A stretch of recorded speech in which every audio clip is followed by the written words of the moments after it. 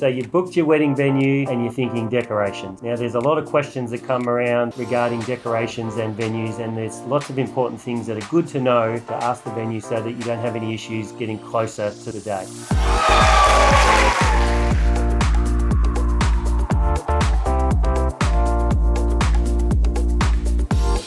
We're going to go through some of the key things that you should ask your venue in regards to decorating, and just so that you don't have major problems on the day. So the first question that you need to ask your venue is, are there any general restrictions on decorating? What are you allowed and what are you not allowed to do in the venue? Mm-hmm. Now, some venues are very strict, as we say, if they're heritage listed, they're going to be very strict on what they allow you to do, whether you're allowed to install a dance floor, put carpet tiles underneath, like it's all those little... Yep, whether if you want to do draping in the room, am I allowed to have open flame candles? That's probably one of the biggest questions that people want to find out straight away. Most venues these days, I would say, would allow you to have real flame candles as long as they're in a vase. Vase or a sleeve. Yep, some sort of cylinder. Yep. Otherwise, there are some that may be heritage listed venue that are a bit more stricter. Yep. And they're only going to allow LED. Anything to do with decorating, some will be super strict and they may even be really upfront about it and give you a list of restrictions to begin with. Others might not say anything about decorating until you ask the questions about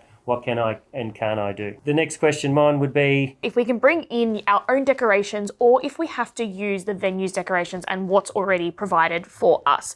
So this is a big question because you're going to be booking this venue, and if you have this elaborate vision that you want to bring in all these different styles or all these different decorations, and then you book the venue and then you can't do that because you have to use the venue's decor. Most venues will be pretty good with this. From our experience, and we deal with hundreds of venues every year, they are pretty relaxed in what you do as far as the decor that you bring in. Some venues do have their own centerpieces, or they do have some of their own basic sort of decor that they might allow you to either use as part of your package, or you may have to pay a bit extra. And sometimes, look, that could be, if you're on a budget, that could be a cost-effective way to do some table decor or some room decor. But in most cases, most venues, you're getting sort of the basic shell of the venue, chairs and tables, and then your food and beverage, obviously. So from a decor point of view, unless it's got its own style to the venue, correct, yeah, it doesn't. You've really got to bring in your own. So I guess on the flip side of that too is with some of the venues, they have their preferred suppliers, and some of them really push for those preferred suppliers, and definitely want you to use those. So that could be another question where, do I have to use these preferred suppliers or can I venture out and get my own? If you know you've got those vendors or those suppliers that you really want to lock in, I would be asking that question. Yeah, and because, some will be strict. They will be super pushy. No, you can't bring in anyone, only our suppliers. Correct. And in some cases, that's really good, because if a venue says to you, we only use this particular florist or we only use this particular decorator, that's because the venue trusts them. They know that they're going to show up, they're not going to let the couple down. Definitely. They're going to do a good job, and that's really important. Obviously, that's what you want. In a lot of cases, if they do give you a preferred supplier list, that's a good thing. Another big question that venues would get asked, or you should ask your venue, is, can you attach things to the walls? Now, in most cases, I know from our point of view as far as decorators, we're not attaching things to the walls because, one, we don't want to be doing that. You just don't want any issues with damage ourselves, and it's just a big hassle, and it's just not necessary, for all the things that we do. So, but it is a question to ask if you wanted to have some signage or... The biggest thing that we keep getting here is ceilings. Yes. It's so huge where draping is in the ceiling or a floral arrangement is in the ceiling, and a lot of the times we get asked, can you recreate this? And then they will send us the venue, and unfortunately, if there is nothing to attach it to, it is such a hard process to then try and get something into the ceiling with, providing our own rigging, or sometimes we just physically cannot do it. If you know you want something in the ceiling, you need to be asking them, can we attach something? Because otherwise you will be let down. Or speak to your decorator first. And go, we're thinking of hiring this venue. What do you think? Yeah, can I do that? One of the other key issues that we have is a lot of couples will obviously hire the venue first and then come to us, which is fine. That's a pretty standard, normal thing, arrangement. But they've got these grand ideas in their head of floral installations from the roof and all sorts of grand structures, and the venue just doesn't suit that type of decor. Absolutely. Or you just physically, as Mon said, you can't attach anything to the roof. So if you are in touch with your decorator beforehand, or you can ask them the question, I want to do this in this particular venue, can you actually do it? Yep. If you know what you want to do before you even choose your venue, it can make a big difference to the venue that you choose. So the next key point we're going to touch on is, are there any existing venue decors in the room that we must use or we can't actually move out of the room? So sometimes we do go into these venues where they will either have something in the layout that maybe might not work, but because it is in the venue, we can't move it. It could be either like structurally placed there, or there has been times where we've gone to venues and something is just so heavy that's made of concrete that we cannot actually move it. So we have to incorporate it in our design. So this is a question that when you are doing a site visit, to maybe be, to ask, can we move this, or is it, placed in this spot? It's really important that you consider all these things, that if you do want to remove things, is that going to come at a cost, and how much work is that for either and to can pay you somebody? move it? Yeah, and can you actually do it? So another thing to ask your venue is, do you offer in-house linen, centerpieces, or chair covers? As we discussed earlier, that some venues will supply all that sort of stuff. Typically, tablecloths are pretty standard. Yep.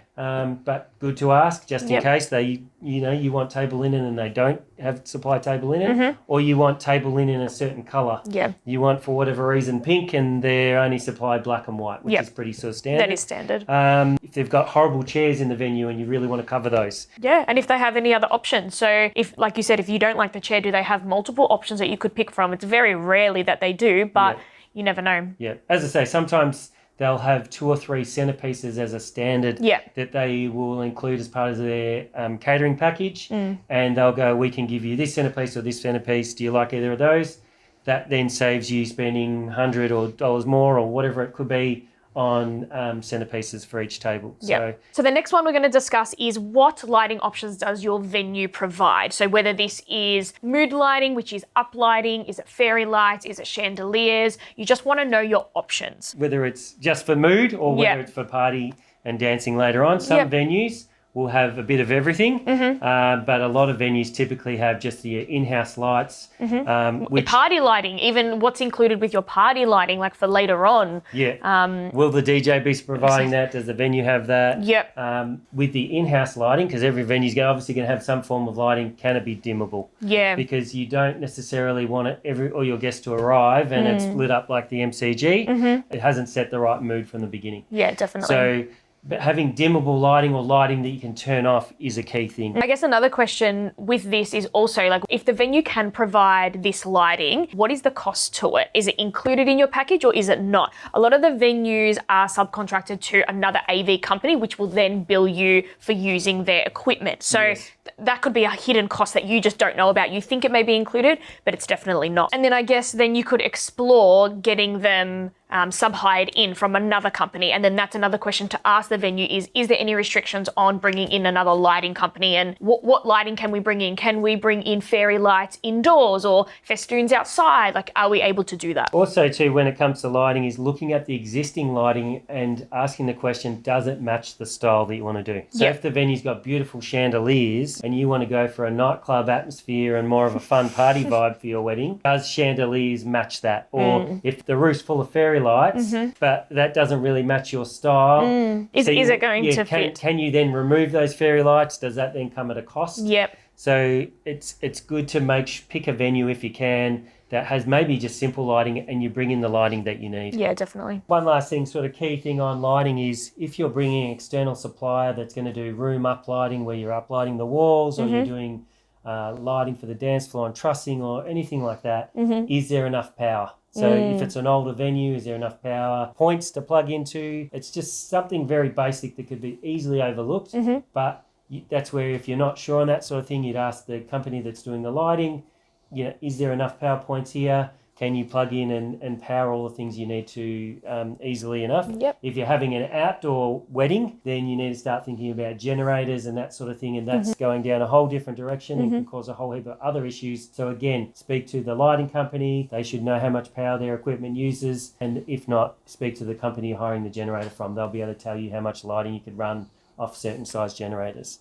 So the next thing you need to consider is if you can use any special effects, dry ice machines, fireworks, fog machines. Yeah, smoke machines, Yep. haze machines. They're Yep. all very similar in what they do. Slightly different effects. Sparkler type effects are used Yeah. quite a lot these Especially days. for the exits, Yep. especially for a wedding reception. Can you use those in the venue? Now, Yep. a lot of the time, I think they're quite strict on that sort of thing. It depends on their smoke detectors and that sort of thing. You really don't want to be setting up smoke detectors, especially if they're linked to the fire brigade, because it's really expensive if they show up and there's not really a fire. It's not something that everyone wants to use, those sort of effects. But if you know you want to. Yeah. Even pyrotechnics inside, cannon Fireworks. confetti inside. There's normally a cleaning fee. Yes. And sometimes even the DJ might just bring a haze machine or a smoke machine. Yeah. Good to ask the question before they arrive. Before they arrive, are they going to be using that? Because the last thing you want is to be reliant on it. Yeah, the DJ uses it without you knowing that